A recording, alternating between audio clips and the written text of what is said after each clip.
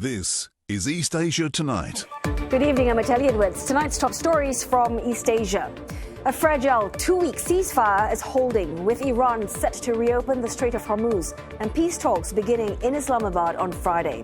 President Trump says that China helped bring Tehran to the negotiating table. Well, the ceasefire is sparking a global rally in equities and a plunge in oil prices as investors bet energy supplies will ease with the potential reopening of Hormuz.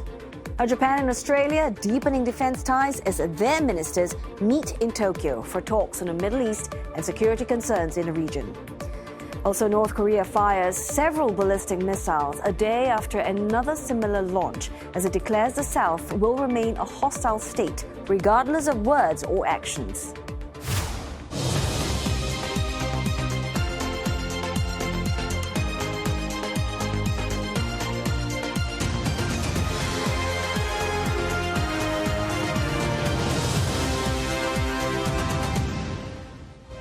Also tonight, conflicting messages from Pyongyang amid ongoing tensions with Seoul. Is there a real opening in relations or just strategic signaling?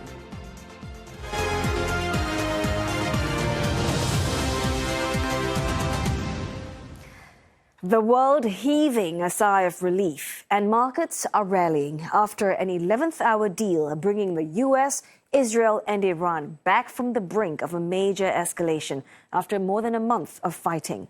Washington and Tehran both claiming victory after agreeing to a two-week ceasefire. The announcement came just over an hour before Donald Trump's deadline for Tehran to reopen the Strait of Hormuz or see its whole civilization destroyed. The U.S. president touting the day as a big one for world peace. Iran's Supreme National Security Council portraying it as a win for the country. Tehran says that Washington accepted the general framework of its 10-point plan. Israel says its military has ceased fire in Iran but remains on high alert. The country expressed support for the truce, but says it does not include Lebanon, where Israel and Hezbollah have been locked in battle, forcing more than 1 million Lebanese to flee their homes. This adding to the other uncertainties over the conditions of the deal and what happens after the 2 weeks are over. Well, Mr. Trump said that the deal is subject to Iran agreeing to pause its blockade of the Strait of Hormuz. He offered American help with the traffic buildup in the key waterway. Iranian Foreign Minister Abbas Araghchi said that safe passage will be possible for a period of 2 weeks in coordination with Iran's armed forces. Now, conditions for a lasting ceasefire expected to be debated on Friday. Mediator Pakistan offering up its capital as venue for talks between U.S. and Iranian officials. The U.S. president also hailing China, saying he believed Beijing had helped get Tehran to the negotiating table. Beijing says it welcomes the ceasefire and had made its own efforts towards lasting peace in the Middle East. 伊朗战事爆发以来，中方一直积极致力于促和止战。王毅外长同相关国家的外长先后26次通话。中国政府中东问题特使赴中东和海湾地区穿梭访问。中国和巴基斯坦还共同提出了关于恢复海湾和中东地区和平稳定的5点倡议。作为负责任大国，中国将继续发挥建设性作用，为恢复海湾和中东地区的和平安宁做出积极贡献。For more on China's role in the ceasefire, we're joined now by CNA correspondent Tan Si-hui live in Beijing. Si-hui, give us more details. What more do we know about China's efforts to push for this ceasefire? Now, while Pakistan is seen as a visible mediator in the ceasefire talks, it's crucial to note China's involvement in behind-the-scenes diplomacy. Just last week, during Pakistan Deputy Prime Minister and Foreign Minister's visit to Beijing, both sides had agreed on a 5-point initiative to restore peace in the Gulf as well as in the Middle East region. And just as you heard earlier by the spokesperson, Foreign Affairs Minister Wang Yi had made 26 26 calls to different states, including Iran, Israel, Russia, as well as other Middle East states. A special envoy to the Middle East also had been shuttling to the region to play a mediator role. So this could be seen as a way that China had been involved in these ceasefire talks, although no information has been provided on this point. Now, the Foreign Affairs Minister says that as a responsible major player, China wants to play a constructive role. But the bigger question is whether China can play a security guarantor role, which is something I spoke with analysts, and it's something that the Iranian ambassador to Beijing had called on for. Analysts saying that he is unsure if China can play a compliance role, especially if one or several parties resort to force, or if one party accuses the other of not acting in good faith. And so it is unclear if China can ensure compliance from these parties.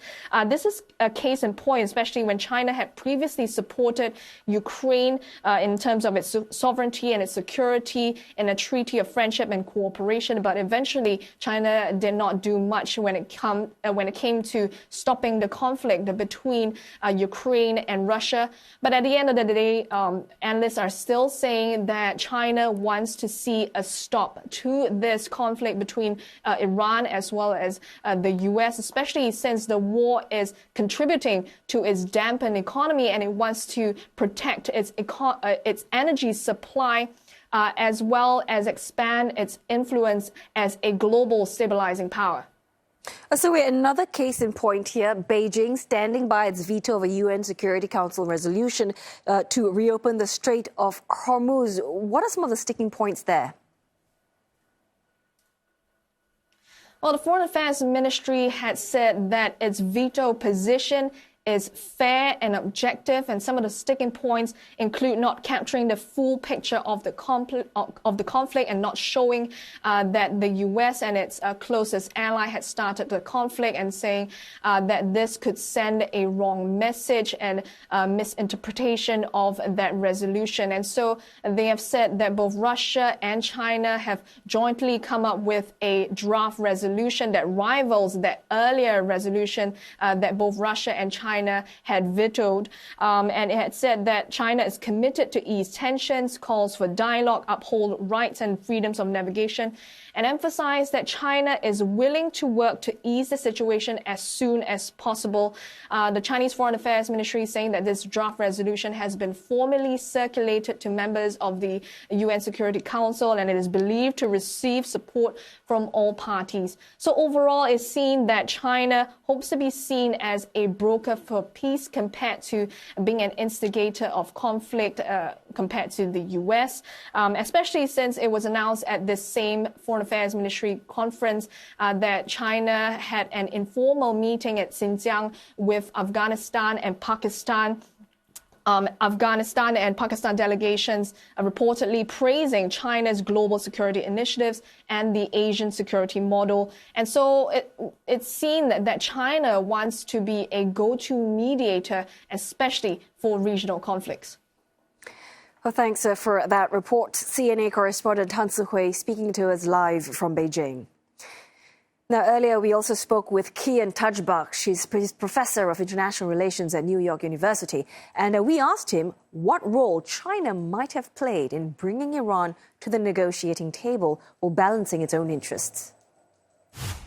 I think almost all 90% of Iran's oil is sold to China, which it buys at a steep discount.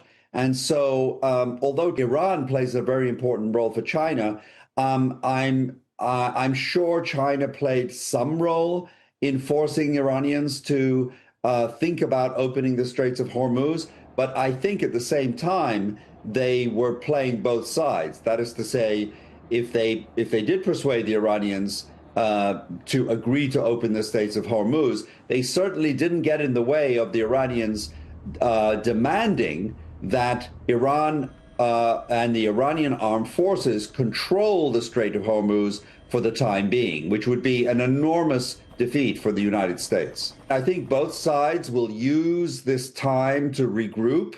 Certainly, the Iranians will try to get munitions from China and Russia, to replenish some of their stockpiles. And I think the United States will also probably use this time to maneuver their new Marines and their ground forces for an assault. Frankly, I would be very surprised if this ceasefire holds, simply because, as President Trump has said, and the Iranians have said, the ceasefire depends on each side accepting the terms that they have put forward. And President Trump has said the ceasefire will only be honored by the United States if there is an immediate opening of the Straits of Hormuz. Now, we'll have to wait and see until tomorrow and to see whether, in fact, that is the case. But I find it a very fragile basis for a ceasefire. They may hold for a week, but I think in the end, I think it's very likely that that military operations will begin again. Now, meantime, the breakthrough ceasefire has been welcomed by world leaders. Japanese Prime Minister Sanae Takaichi, in her 25-minute phone call with Iranian President Masoud Pezeshkian, exchanged views on measures for de-escalation, with Ms. Takaichi stressing to Mr. Pezeshkian to ensure the safe passage of ships through the Strait of Hormuz, as it's a key logistics hub for the world. Tokyo also called for the nascent agreement between the U.S. and Iran, a positive development. 最も重要なことは、今後ホルムズ海峡の航行の安全確保を含む事態の沈静化が実際に図られるということであり、外交を通じて最終的な合意に早期に至ることを期待をしております。政府としてはこれに向けて国際社会と緊密に連携しながら外交的取り組みを進めてまいります。South Korea praising the negotiation outcome as it expresses hope for the eventual restoration of regional peace. The Foreign Affairs Ministry also issuing fresh calls for the swift resumption of free navigation around the Middle East, adding that it will continue talks with relevant countries to stabilize the situation. Well, it breaks up next, but coming up on East Asia tonight, jet fuel crunch could linger. The International Air Transport Association warns supplies may take months to recover.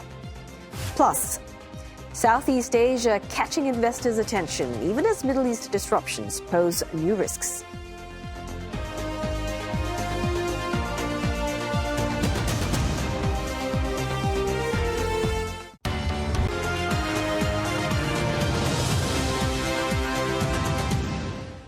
Hello again. Good to have your company on East Asia tonight. We've got Roland Lim here standing by with the very latest in business news. So, Roland, we've got oil prices tumbling. We've got Asian markets being higher. Give us the full picture. Well, that's the easy part, isn't it? I mean, oil and gas prices have fallen on the back of the ceasefire deal, but energy flows unlikely returning to normal anytime soon. That's what analysts are warning. So markets now face the difficult task of repositioning for what comes next. Meantime, though, Japan, South Korea, China, Hong Kong all seeing big gains after markets were given a respite from the turbulence driven by the Middle East conflict. The US dollar tumbling to a near 1 month low, down around 1%, while gold building on yesterday's rally as traders start to price in potential scenarios for the US Fed to cut rates. Asian currencies also moving higher against the dollar. The Chinese yuan at one stage hitting a 3-year high, while the Japanese yen also trading higher by 0.7%.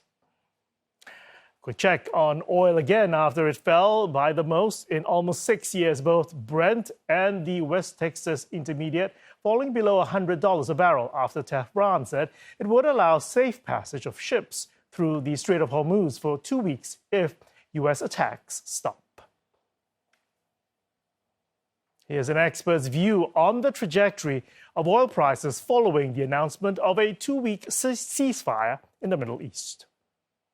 It will take some time for the facilities in the Persian Gulf area that have been either destroyed or shut down to come back online in some form. Over 40 major energy assets are no longer functioning. So I would say that where we are now, let's call it $90 per barrel, somewhere maybe $80 to $90 per barrel.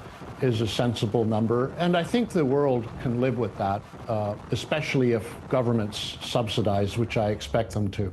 There are several websites that track the tankers and cargo vessels in that area, and you can already see they're moving through. They started almost immediately after the news of the ceasefire came out. So I think that the transport is already picking up.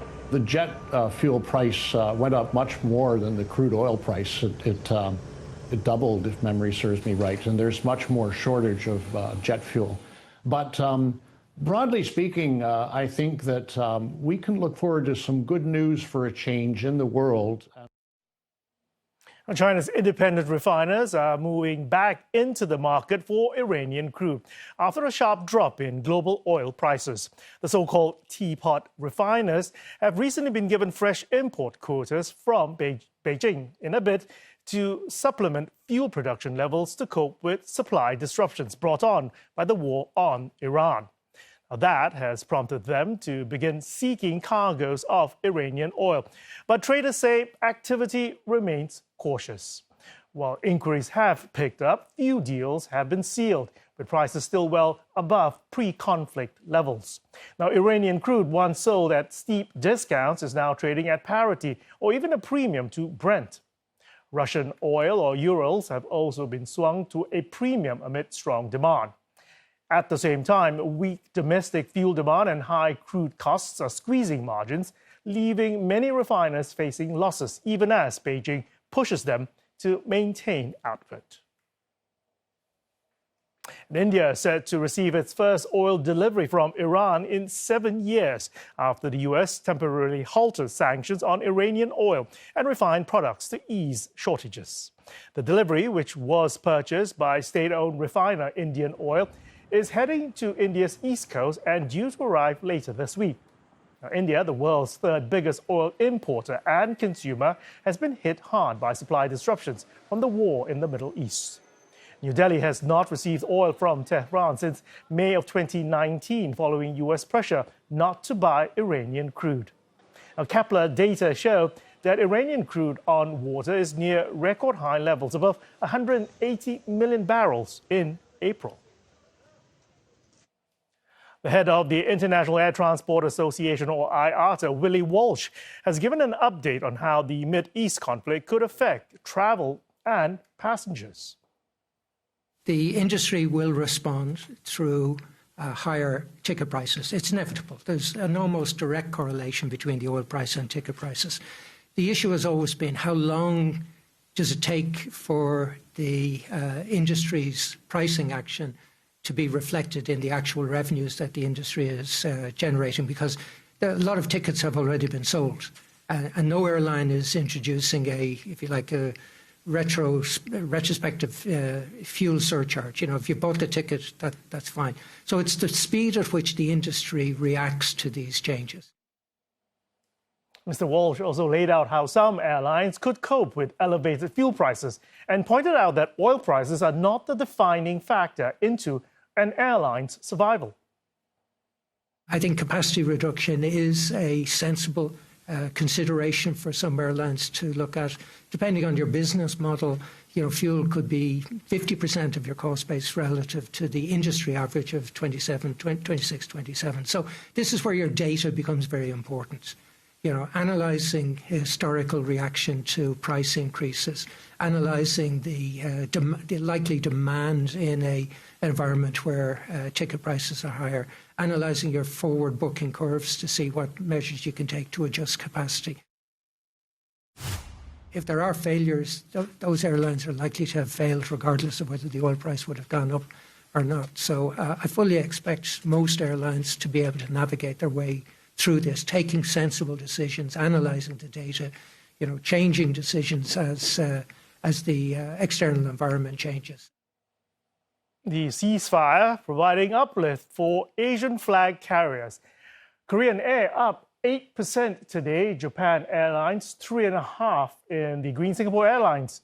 Here is 2.6% up, and Cathay Pacific in Hong Kong nearly 5% in the green. Chinese carriers also reacting positively to the news. Green across the board, with Eastern Airlines up by more than 9%. Now, China's state-owned airlines were among the worst performing stocks since the start of the war due to lack of fuel hedging and a price-sensitive consumer base. Southeast Asia is drawing more attention from global investors, according to a study by the Milken Institute. It points to encouraging trends of calibrated growth in markets like Malaysia, Vietnam, and Indonesia, even amid fresh risks from shipping and energy disruptions linked to the conflict in the Middle East. CNA's Olivia Mazuki finds out more. Southeast Asia is looking increasingly attractive to investors. That's according to the Milken Institute's Global Opportunity Index.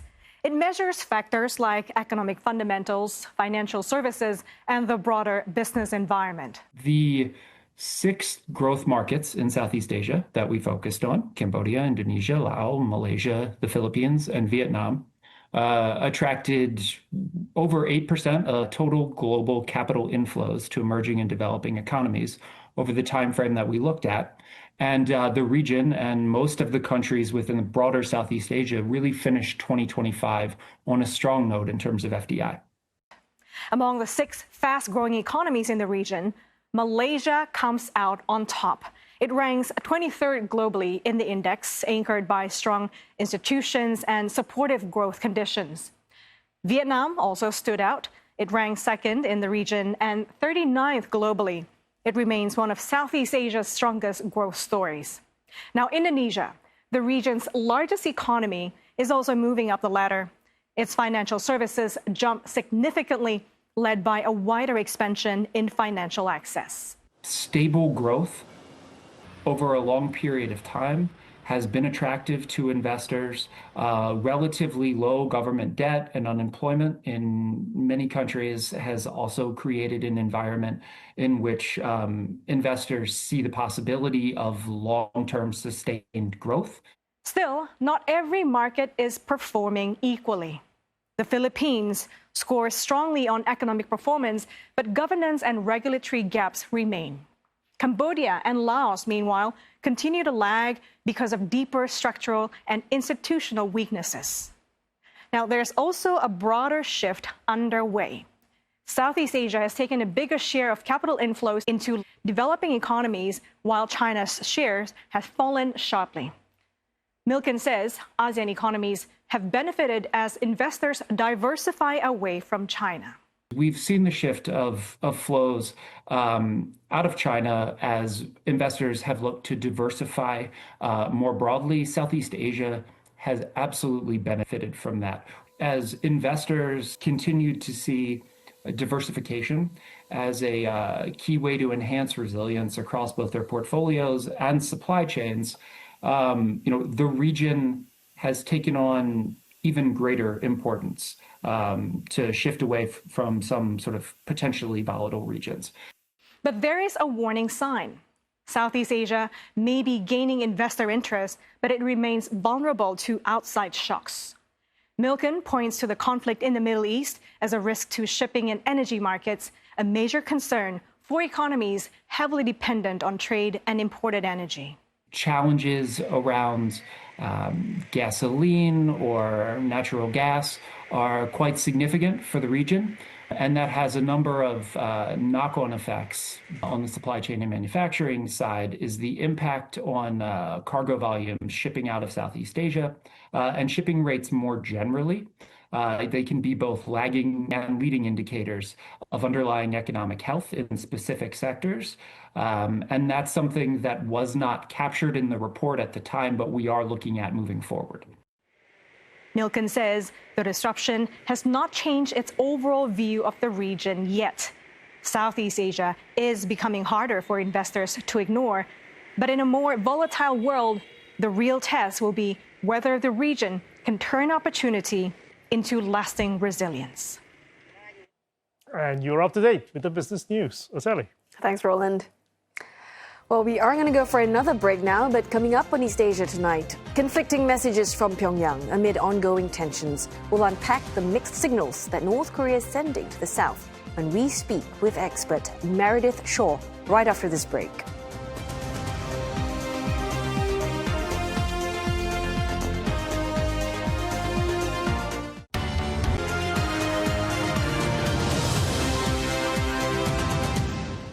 Hello there, this is East Asia Tonight, and here are the headlines we're following. A 2-week ceasefire begins with first ships sailing through the Strait of Hormuz and peace talks beginning in Pakistan on Friday. President Trump says China helped bring Tehran to the negotiating table. While the ceasefire sparking a global rally, Asian stocks surge and crude prices plunge as investors bet that oil supplies will ease with the potential reopening of the Strait of Hormuz. And North Korea fires more ballistic missiles a day after a similar launch, as it declared the South will remain a hostile state regardless of words or actions. Seoul and Tokyo have confirmed that Pyongyang fired another missile following multiple similar launches earlier today. South Korea's military says that the missile launched this afternoon flew about 700 kilometers into the East Sea before landing outside Japan's exclusive economic zone. It follows several short-range ballistic missiles in the morning that flew about 240 kilometers, also in waters off the northeastern coast. South Korea's Joint Chiefs of Staff said in response that the military is closely monitoring the situation alongside the United States. Seoul and Tokyo raising objections to the missile launches. これまでの弾道ミサイル等の度重なる発射も含め、一連の北朝鮮の行動は我が国、地域および国際社会の平和と安全を脅かすものであり、断じて容認はできません。またこのような弾道ミサイル発射は関連する安保理決議に違反し、国民の安全に関わる重大な問題であります。North Korea last launched ballistic missiles in March, just as joint U.S.-South Korean military drills were underway. Now, state media then said that the drills Pyongyang conducted involved their 600-millimeter multiple rocket launches. Now, the missile launches poured cold water on hopes of easing tensions between Seoul and Pyongyang. Just days ago, the two sides adopted a somewhat softer tone after a recent incursion of South Korean drones into the north. The South Korean President Lee Jae-myung said that he regrets the provocative acts, making it clear that the government had no part in it and blaming irresponsible and reckless individuals. Mr. Lee also pointed out that South Korea's law forbids its people from provoking the north. Now, Kim Yo-jong, the powerful sister of North Korean leader Kim Jong-un, welcomed those remarks, calling them extremely fortunate and a wise move. She said her brother called Mr. Lee frank and broad-minded. Seoul responded quickly, vowing to work towards a more peaceful coexistence. Mr. Lee has tried to resume dialogue with North Korea since he took office last year, but with little success. For more insights, we are joined now by independent scholar Meredith Shaw, and she is speaking to us from Tokyo. Well, welcome to East Asia Tonight, Professor. So let's just talk through some of the freshest, latest developments. Today, North Korea firing those short-range missiles. It somehow seemed to undercut any sense of real momentum that Kim Yo-jong's rare gesture we saw yesterday. So how do you read, conflicting messages here, how do you read what Pyongyang is actually trying to communicate? Yes, there seems to be a lot of posturing and a lot of mixed messages these days. I would say, first of all, it says something about how low our expectations for Kim Yo-jong have sunk, that she issues a statement that rarely includes no swear words in it, and we react as if this is some sort of olive branch. The statement itself seemed fairly basic and minimal in terms of being a diplomatic gesture. I would not go so far as to call it outreach. And they've used this language before in response to South Koreans. The Ministry of Unification issued an apology last month on the same thing, and North Korea thanked them briefly. But today, after this outpouring of hope from the South Korean side, the foreign ministry issued another statement completely dashing their hopes, in addition to launching these missiles. And I think they called them something like a dog with mange. So the language coming out today was much more interesting than the language yesterday, and made things very clear. Yeah, so we've got that mildly positive tone from Kim Yo-jong, and then followed by a much harsher line from the vice foreign minister. That contrast, basically Pyongyang's way of trying to manage its options in case it wants to escalate or de-escalate, some issues later on? That would be an optimistic way of looking at it. I think they were honestly amused by the reaction from South Korea to this fairly tame statement that it shows that Seoul is clearly the eager party here. Seoul, Lee Jae-myung, ever since coming to power, has been making these gestures and expressing hopes for restarting some sort of dialogue with North Korea. And North Korea has already said publicly in their domestic media, as well as internationally, that they have no interest in going back to any pursuit of kind of big package cooperation with Seoul. So it would be very difficult for them to go back on that at this point without some kind of major concessions first. Is it clear to you, based on this latest exchange, perhaps, what about Pyongyang's preferred diplomatic channel right now, and where does that leave Seoul? Because at the same time, we know Wang Yi is also going to be visiting Pyongyang. Right. So there's a flurry of activity in the next month. Donald Trump is due to make a visit to China. And it seems like in anticipation of that, perhaps North Korea and Russia and China have been making a number of back and forth moves, perhaps also in response to a certain amount of economic turmoil related to the fuel shortages that they're all experiencing. But diplomatic channels, in the past, they have always preferred talking with Washington directly more than talking with Seoul. I think at this point, they don't seem to be expressing much interest in talking with either side. They seem to be quite comfortable right now with their new partnership with Russia and getting along well with China, restarting a lot of things that were shut down due to the COVID closures. So they seem entirely comfortable right now, just focusing on their closer allies. So what about a Trump-Kim summit? I mean, is that something that should still be hopeful? Well, anything is possible, especially with Donald Trump. But Kim Jong-un came away very disappointed from the last round of diplomacy back in 2018, 2019. And they'll probably this time around need to see some sort of large, concrete concessions as a prerequisite to even consider another summit, something like sanctions relief or maybe canceling of a major military exercise. Of course, the American president, if he's perhaps looking for a distraction right now, might be willing to give up a fair amount, but it's clear that Pyongyang is going to ask for more this time than just a photo op. And perhaps you could elaborate a little bit more on that in terms of, from Kim Jong-un's perspective, how useful is this moment going to be in terms of building leverage ahead of any renewed diplomacy with Trump?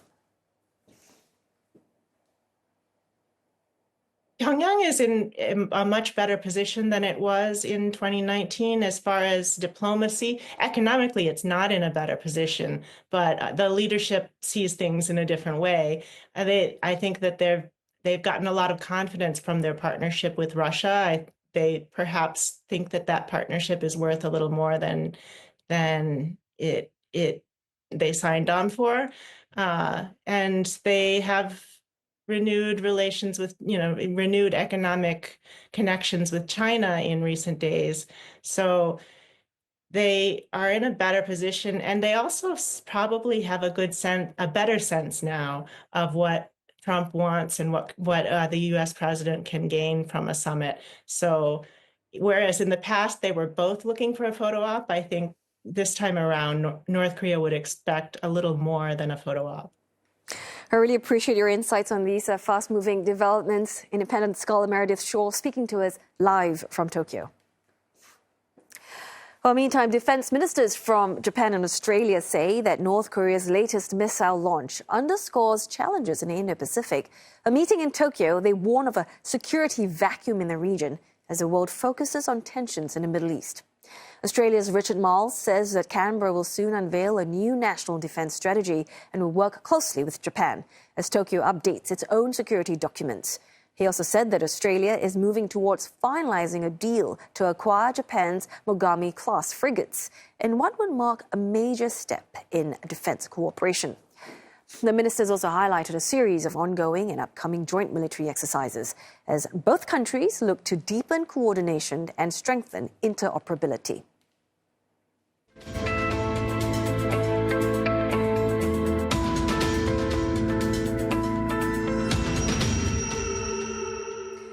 President Trump described a 10-point peace plan by Iran as, quote, workable for further negotiations during the ceasefire.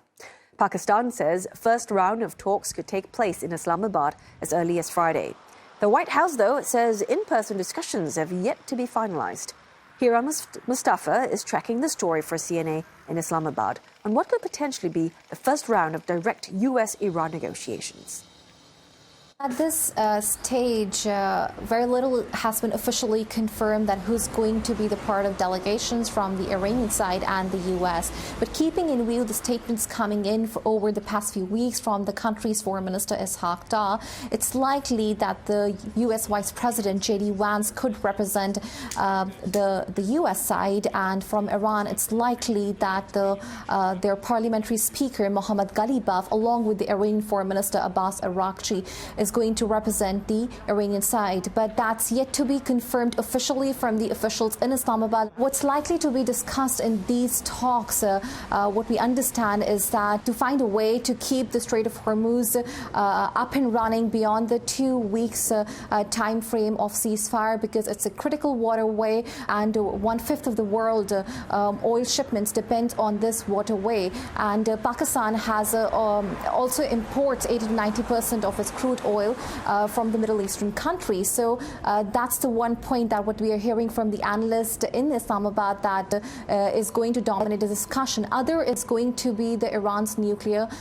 program, and we have seen a statement coming in over the past few weeks from the Pakistan's Foreign Minister Ishaq Dar that he was in direct contact with the leadership in the U.S. about Iran's nuclear program. And then we do know that in one of his statements, he said that Pakistan advocates for a peaceful use of nuclear energy. So that's the point that is going to be discussed in these Friday talks, and the future of the ceasefire talks rely on this nuclear weapons, Iran's nuclear weapon program, because we do know that the U.S. President Donald Trump on multiple occasions has reiterated that Iran has to give up its uranium enrichment program. And we've got more coverage of the war and its impact on countries around the world on our website, cna.asia, and our mobile app. Well, coming up on East Asia tonight, a visit that's rich in symbolism. Taiwan's Kuomintang leader visits a memorial in Nanjing dedicated to a party's founder, underscoring the shared historical roots of the KMT and China's Communist Party.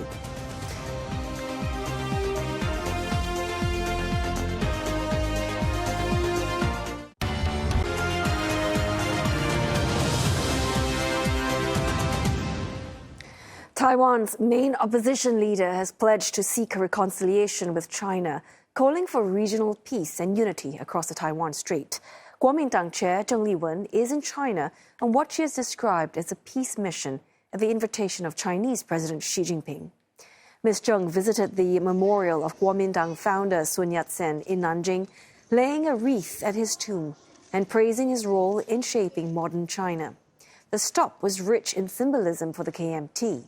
Nanjing was the capital of the Kuomintang-led Republic of China before the government fled to Taiwan in 1949, after losing the civil war to Mao Zedong's communist forces. 孙文天下为公思想的核心价值一直都是平等、包容、团结。我们应该共同致力于促进两岸的和解与团结，创造区域的繁荣与和平。 Beijing has yet to confirm if President Xi will be meeting Ms. Zheng during her visit. This is the first time in a decade that a KMT leader has visited the mainland. Our NATO chief, Mark Rutte, is set to hold talks with U.S. President Donald Trump in Washington today. He will reportedly discuss security dynamics in the Middle East and Ukraine with Mr. Trump and other top officials. Mr. Rutte's trip comes after waves of criticism from the U.S. leader, who is frustrated at Western partners for refusing to support war efforts in Iran. President Trump had previously said he would reconsider Washington's NATO membership. I just want to tell you, NATO treated us very badly, and you have to remember it, because they'll be treating us badly again if we ever need them, and hopefully we're never going to need them. I don't think we will need them. I don't think they can do very much.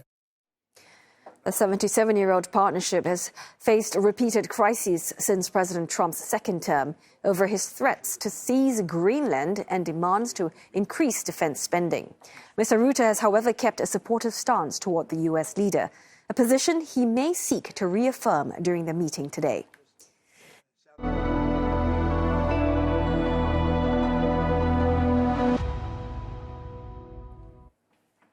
NASA has released photos from the far side of the moon taken by the Artemis 2 crew. The White House touting the snapshots as giving a view of humanity from the other side. Well, you've seen sunsets, but here's what an Earthset looks like. Well, that's when our planet dips below the moon's horizon. The crew also captured Earthrise, recreating the iconic image taken during the Apollo 8 mission back in 1968. Now, the astronauts captured this rare in-space solar eclipse as well, and they said that they could see the faint glow of light reflected off the Earth while the sun created a halo around the moon. The thing that changed for me looking back at Earth was that I found myself noticing not only the beauty of the Earth, but how much blackness there was around it, and how it just made it even more special. It truly emphasized how alike we are, how the same thing keeps every single person on planet Earth alive. The 4 astronauts are now on their way home after setting a new record for the farthest space flight in history. President Donald Trump congratulated the crew on their successful mission and invited them to celebrate at the White House. Now, the Orion capsule is expected to splash down off the coast of San Diego early Saturday, Singapore-Hong Kong time. Teams will then retrieve the crew using helicopters and transport them to a U.S. Navy warship. Well, parts of the Artemis 2 mission is to conduct critical medical research on the impact of deep space on astronauts' health. And CNA's Julie Yu has more. The Artemis 2 mission is a rare opportunity to study how the human body responds to deep space, something we haven't had in more than 50 years. Now, at the heart of this is Archer, Artemis Research for Crew Health and Readiness. The astronauts are monitored in real time throughout the mission. The wearable sensors track their heart rate, movement, and sleep, even how the crew works together as a team. They also undergo regular medical checks, including saliva samples that help scientists measure stress and immune responses in space. Now, in addition, Artemis 2 has a tiny device called Avatar, or a virtual astronaut tissue analog response. The scientists are using what's known as organ-on-a-chip technology to study how human cells respond to deep space conditions, like radiation to zero gravity. These microfluidic chips contain natural miniature tissues derived from the astronauts themselves. And they allow researchers to observe in real time how things such as bone marrow react under stress. And the goal is to identify risks early and eventually develop personalized medical care for future crews. And this is because in microgravity, the body changes fast. Bones weaken and muscles shrink from lack of use, and that's why astronauts exercise up to 2 hours a day just to slow the decline. And fluids shift upwards in the body, causing puffy faces, pressure in the head, and sometimes changes the vision. The heart works less, fitness drops, and without a natural day-night cycle, sleep is disrupted. And then there's radiation. Exposure is far higher outside of Earth's protective shield. That increases long-term health risks such as cancer and heart disease. Everything we've seen so far suggests the Artemis crew is in good shape, but the real analysis begins after a splashdown when scientists study the data in full. This mission isn't just about getting to the far side of the moon. It's also about learning how to keep astronauts healthy for long journeys to the moon, Mars, and potentially beyond. Well, BTS fever kicks into high gear tomorrow as their comeback world tour begins at the Goyang Stadium in South Korea.